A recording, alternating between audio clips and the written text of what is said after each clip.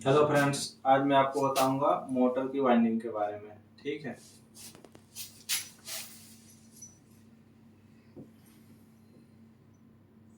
Motor, ठीक है friends. Motor to type की होती है। ऐसे तो बहुत टाइप की है, मतलब मैं आपको समझा रहा हूँ। मोटर दो टाइप की होती है, एसी मोटर और दूसरा होती है डीसी मोटर। ठीक है। एसी मोटर अल्टरनेटिंग करंट भी बोलते हैं और डीसी मोटर को डायरेक्ट करंट भी बोलते हैं। ठीक है। एसी मोटर में आपका क्या होता है? एसी मोटर में आपका बॉडी होता है। ठीक है, ये बॉडी होता है। बॉडी के अंदर आपका फील्ड वाइंडिंग होता है। ठीक है, ये फील्ड वाइंडिंग हो गया। और फील्ड वाइंडिंग के अंदर आपका एक रोटर होता है।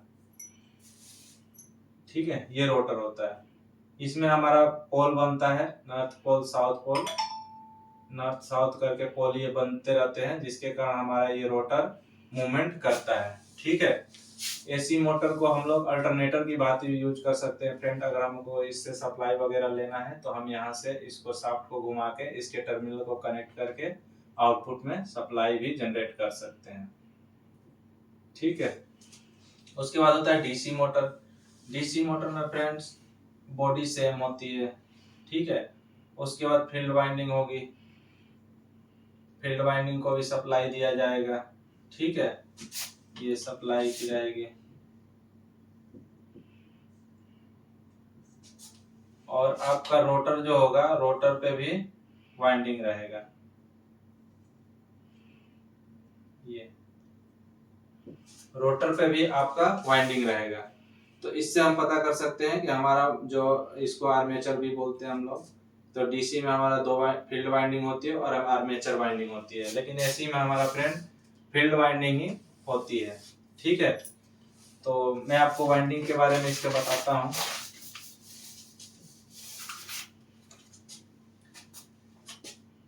जैसे सिंगल फेज की मोटर है। ठीक है। सिंगल फेज की मोटर में हमारा जैसे ये पहला राउंड ऐसे जाएगा। ठीक है, दूसरा ऐसे आता है। जैसे सीलिंग फैन का बता रहा हूँ। सीलिंग फैन में पहले इसके कोर को इंसुलेट करेंगे।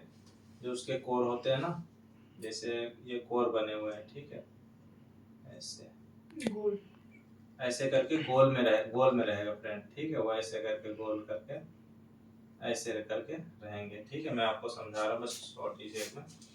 ये इस पे पहले हम लोग पेपर लगा के इसके लोहे की जो पत्ती है, इंसुलेटेड पत्ती, इसको इंसुलेटेड करते हैं। ठीक है, ये लेमिनेटेड पत्ती होती है, इसको हम लोग पेपर के द्वारा, जो जब पुराने फैन को काटेंगे ना, तो उसमें भी डाटा वगैरह का ध्यान रखना पड़ता है।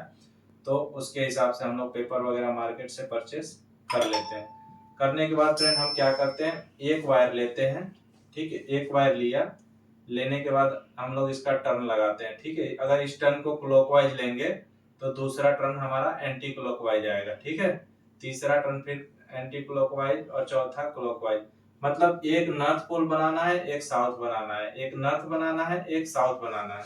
ठीक है, बनाने के बाद लास्ट में दो टर्मिनल आपके आ जाएंगे। ये दो टर्मिनल आ गया।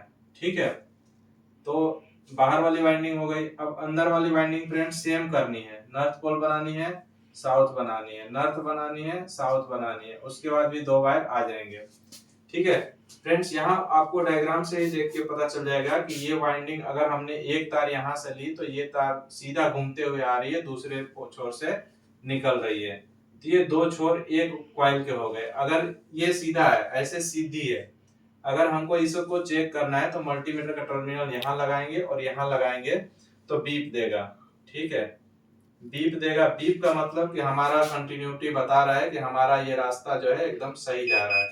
ठीक है, वैसे ही जब हम इसको चेक करेंगे, अगर हमारा वाइंडिंग कहीं पे ओपन हो जाएगा फ्रेंड, तो ये मल्टीमीटर हमारा बीप नहीं देगा। ठीक है, तो इसी से हम लोग कंटिन्यूटी चेक करते हैं। इनमें दो वाइंडिंगों में चेक करते हैं। चेक करने के बाद वैल्यू भी नोट करते हैं। वैल्यू भी नोट करते हैं, वैल्यू हमारा कितना आ रहा है। वैल्यू फ्रेंड्स हमारा इसमें जितना आना चाहिए उससे कम इसमें आना चाहिए। ठीक है, स्टार्टिंग वाइंडिंग होती है और एक रनिंग वाइंडिंग होती है। ठीक है, तो रेजिस्टेंस दोनों का अलग अलग होना चाहिए, बराबर नहीं होता है। ठीक है, किसी में टर्न ज्यादा भी रहेंगे, किसी में टर्न कम भी रहेंगे। तो ऐसे ही करके हम इसे ऐसे करके कनेक्ट कर लेते हैं। ठीक है, अब ये हमारे हो गए, हमारा दो दो तार है, एक तार ये है आउटर साइड, एक है इनर साइड। अब इसको कनेक्ट कैसे करना है हमको, इसको कनेक्ट करने के लिए निकाल देता हूँ।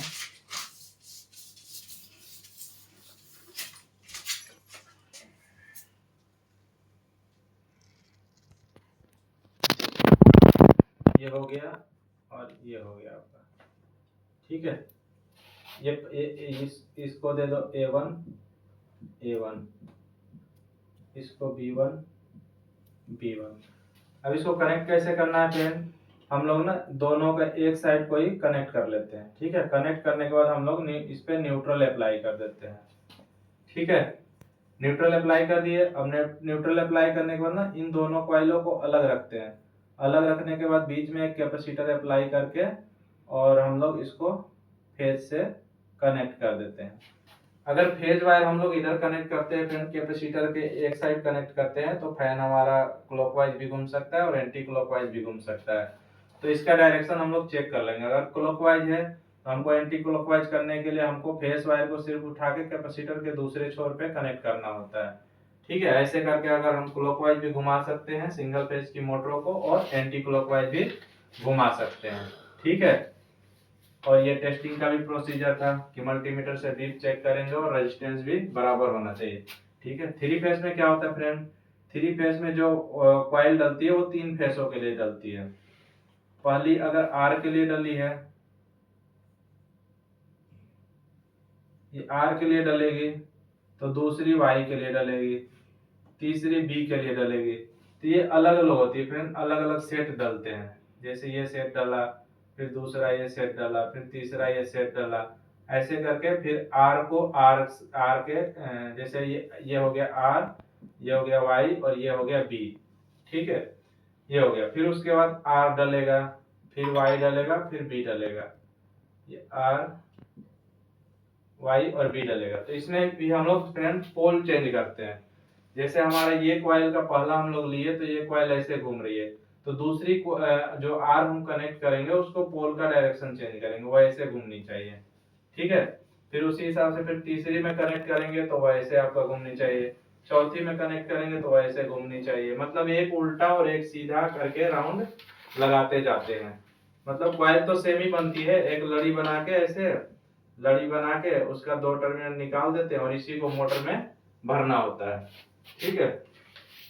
उसके बाद सबका कनेक्शन करके हम लोग वाइंडिंग बना देता हूँ ऐसे। ये सबका कनेक्शन करने के बाद ऐसे 6 तार निकलते हैं। थ्री फेज की मोटर से 6 वायर निकलते हैं, ठीक है।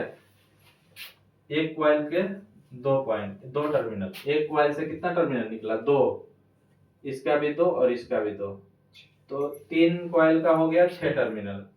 ये हो गया आर, ये हो गया वाई और ये हो गया बी, ठीक है। ये हो गया 6 टर्मिनल। अब इसको हमें चेक करना है, कैसे हम चेक करेंगे, तो सेम प्रोसेस है जैसा हमने सिंगल फेज में यूज किया था। मल्टीमीटर की वायर को यहाँ, मल्टीमीटर के लीड को यहाँ कनेक्ट करेंगे। कनेक्ट करने के बाद बीप मोड में रखेंगे, ठीक है। बीप मोड में रखने के बाद हम देखेंगे कि बीप और आवाज आ रही है कि नहीं आ रही है, और कुछ वैल्यू भी नोट करेंगे फ्रेंड। जो वैल्यू आएगी वो वैल्यू भी नोट करेंगे कि वैल्यू कितनी आ रही है। इन तीनों पे अगर हम तीनों को चेक करेंगे ना तो इसमें तीनों पे वैल्यू बराबर मिलेगी, ठीक है। सिंगल फेस वाले में तो एक कॉइल पे ज्यादा मिलेगी और एक कॉइल पे कम मिलेगी, ठीक है, क्योंकि उसमें स्टार्टिंग वाइंडिंग और रनिंग वाइंडिंग होता है। स्टार्टिंग वाइंडिंग का रेजिस्टेंस ज्यादा होगा आपको और रनिंग वाइंडिंग का रेजिस्टेंस कम होगा। इसमें क्या होगा, इसमें आपको तीनों पे बराबर मिलेगी, ठीक है। इसमें आपको मोटर के तीनों टर्मिनल पे बराबर वैल्यू मिलेगी और बीप की साउंड आएगी, तो हमारा मोटर का वाइंडिंग सही है, नहीं तो उसके अंदर फॉल्ट है। या तो ओपन भी हो सकता है, बॉडी के साथ भी चेक कर लेते हैं, ठीक है। तो ये हो गया। अब इसी को हमें स्टार और डेल्टा में कनेक्ट करना पड़ता है। चाहे वो ट्रांसफार्मर का भी देख लो, इस ट्रांसफार्मर का भी कॉइल को हम लोग स्टार और डेल्टा में बना सकते हैं। उसके तो बहुत सारे कनेक्शन टाइप है, ठीक है। तो यहाँ मोटर का है तो हमें इसे स्टार में बदलना है, ठीक है। हमें इस मोटर को स्टार में चलाना है। तो स्टार में चलाने के लिए फ्रेंड क्या करते हैं, हम कोई एक तरफ की वाइंडिंग को शॉर्ट कर देते हैं। या तो इधर की शॉर्ट करेंगे या तो इधर की शॉर्ट करेंगे, ठीक है। इधर की एक तरफ की शॉर्ट कर दिए। शॉर्ट करने के बाद हमने यहाँ आर दिया, यहाँ वाई दिया और यहाँ बी फेस दिया। ठीक है, देने के बाद जैसे ही हम आर वाई बी फेस देंगे, हमारे कोयल को सप्लाई वोल्टेज मिलने लगेगा। ठीक है, तो इसमें क्या होता है फ्रेंड, इसमें जो हमारा होता है ना, प्रत्येक कॉइल को, जैसे एक कॉइल है तो ये आपका हो गया न्यूट्रल। ठीक है, तो इसमें प्रत्येक कॉइल को ना, एक कॉइल, जैसे ये एक कॉइल है तो इसको मिलेगा 220 वोल्ट। ठीक है, यहाँ पे न्यूट्रल लगा के और एक वाइंडिंग पे हम लगाएंगे तो 220 वोल्ट हमारा आएगा। वैसे ही तीनों वाइंडिंग पे हम लोग चेक कर लेते हैं, तीनों वाइंडिंग पे हमारा बराबर होना चाहिए। ठीक है, तो ये था स्टार कनेक्शन। अब डेल्टा में फ्रेंड कैसे कनेक्ट करते हैं, जैसे ये हमारी वाइंडिंग है, ये हमारी वाइंडिंग है।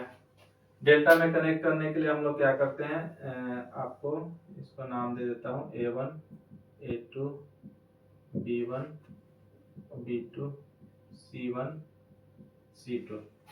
अब इस वाइंडिंग को हमें डेल्टा में कनेक्ट करना है, तो डेल्टा में कनेक्ट करने के लिए फ्रेंड्स हम आपको एक वाइंडिंग को 2 फेज की सप्लाई देनी होती है। ठीक है, एक वाइंडिंग को आपको 2 फेजों की सप्लाई देनी होती है। तो जैसे हम इसे क्रॉस करके यहाँ मिला देंगे, ठीक है, वैसे ही इसे क्रॉस करके यहाँ मिला देंगे और जो बचेगा इसको यहाँ मिला देंगे। ठीक है, मिलाने के बाद हम इसे डेल्टा में डायरेक्ट चला सकते हैं। आर वाई बी सप्लाई देके डायरेक्ट हम इसे डेल्टा में चला सकते हैं। डेल्टा में क्या होता है फ्रेंड, देखिए आपको यहाँ से 220 वोल्ट की सप्लाई दिया, आर फेज में 220 वोल्ट ही आता है ना। उसके बाद यहाँ से हमारे यहाँ तक आई सप्लाई और यहाँ से इधर आ गई, इसको भी यहाँ से 220 वोल्ट मिला। तो फ्रेंड 2 फेज में हमारा हो गया ना 440 वोल्ट। तो एक वाइंडिंग को इसमें 440 वोल्टेज मिलता है। ठीक है, वैसे ही यहाँ से ये सप्लाई इधर आई, आने के बाद फिर ये बी यहाँ से कनेक्ट हो गया तो यहाँ भी हमको 440 वोल्ट मिल गया।